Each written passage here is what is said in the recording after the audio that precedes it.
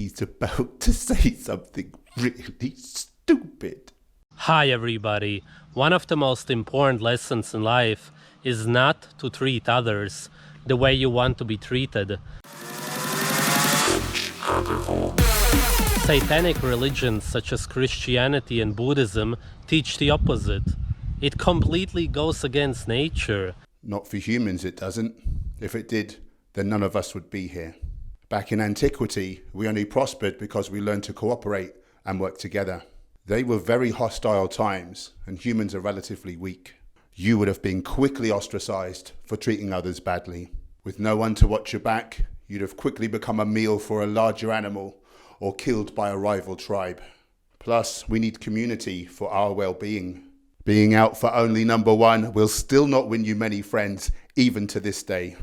The only way to be happy is to make others unhappy. Whoa, no, that's not true. The way to be truly happy is to be of service to others.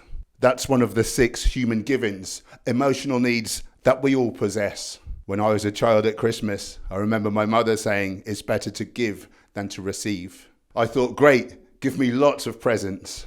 It wasn't until I was an adult that I felt the warm glow that altruism brings. That's why one of the best cures of depression is to do things to benefit other people. While you're busy doing these nice things, you forget to dwell on the negative feelings that were consuming you. Realize that you've been living your whole life religiously, following morals, ethics, which were created by religions. They may have been later adopted by religions, but they were born out of our need to cooperate in order to survive. Life is all about consuming others' energy for your own good, because that literally is the only way to be happy. That sounds completely psychotic to me. What do you think, people? Comment down below and let me know your perspective on what you just said. It sounds very much that you have a survival of the fittest mentality. The world is so currently, mostly due to animal agriculture. It's no longer survival of the fittest, it's survival of the harmonious. The actions of you and others like you could seal all our fates. I feel sorry for the next generation, people such as your baby. Killing an animal and drinking its blood is pure nourishment, euphoria, and happiness for you and death for them. Did he just say that animals enjoy being killed? Sv3rige, as we too are animals, are you happy to receive the same fate? What a bizarre thing to say. We are all just animals. We have the same cells as them. Well, at least we agree on something. Does that mean, though, that you would be okay with becoming somebody else's lunch? Are you sure you don't want to change your position on that? The main way to actually influence your mental state is to eat the right food. Indeed. Plant foods contain the fiber that gut bacteria break down into the short-chain fatty acids that monoamines such as serotonin and dopamine are made from. Many plant foods contain compounds that lower our monoamine oxidase, giving us more free serotonin and dopamine. Depression can occur due to the damaging effects of oxygen-free radicals in the emotion centers of our brains. Plant foods contain 64 times the antioxidants on average as animal foods, therefore extinguishing these free radicals before they can cause damage. And of course, a lot of depression is down to inflammation. Plant foods on the whole are hugely anti-inflammatory, whilst most people eating omnivorously have constant low-grade inflammation throughout the body and brain. The animal protein residues which reach our colons are putrefied by pathogenic gut bacteria into the toxins putrescine, cadaverine and cresol. All 3 are known to drive anxiety and depression. And of course, you're ingesting all the stress hormones that were coursing through that poor animal's body at the time of their killing. Eat suffering, become suffering. The more food you want, the more lives you will have to take. As veganism continues to enjoy its rapid expansion, we will get more and more veganic options. Then we won't need to take any lives. This all goes back to not understanding who you are. You're a warrior here to conquer. Nope. I'm a peaceful warrior, here to bring harmony. I can fight if I have to, but I sincerely hope that it's not necessary. The vegan mindset is to be a pussy loser slave who doesn't do anything. I might be impressed if you dared to say that to my face, if it was just me and you. But somehow, I doubt you'd do it. That's what most people don't realize.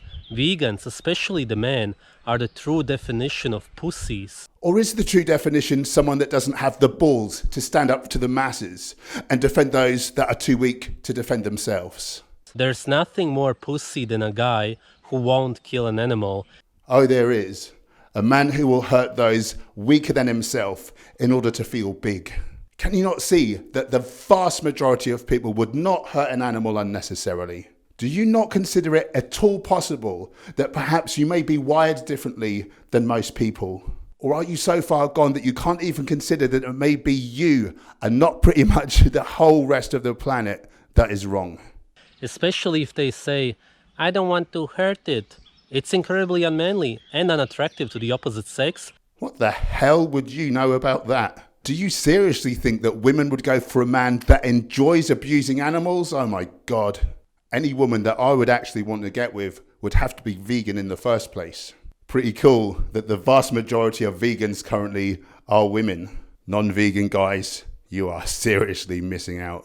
Because they know that you won't be able to provide for them. Yes, Sv3rige, we're not scraping by on the African savannah anymore.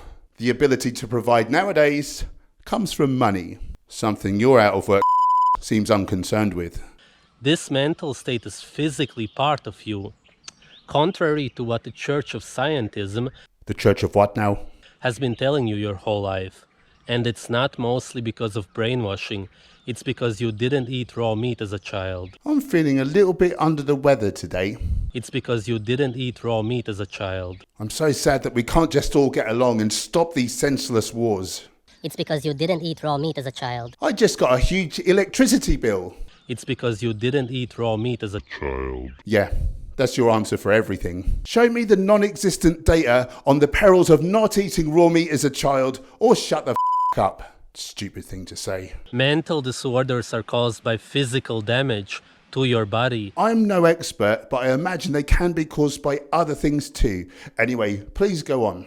Even if somebody would hurt your feelings, it would cause physical damage in your body. Yeah, I'll go with that. Elevated cortisol and the like. Nowadays, letting your anger out screaming is demonized by society, even though if you would actually want to do it and repress it, it would make you depressed. Agreed?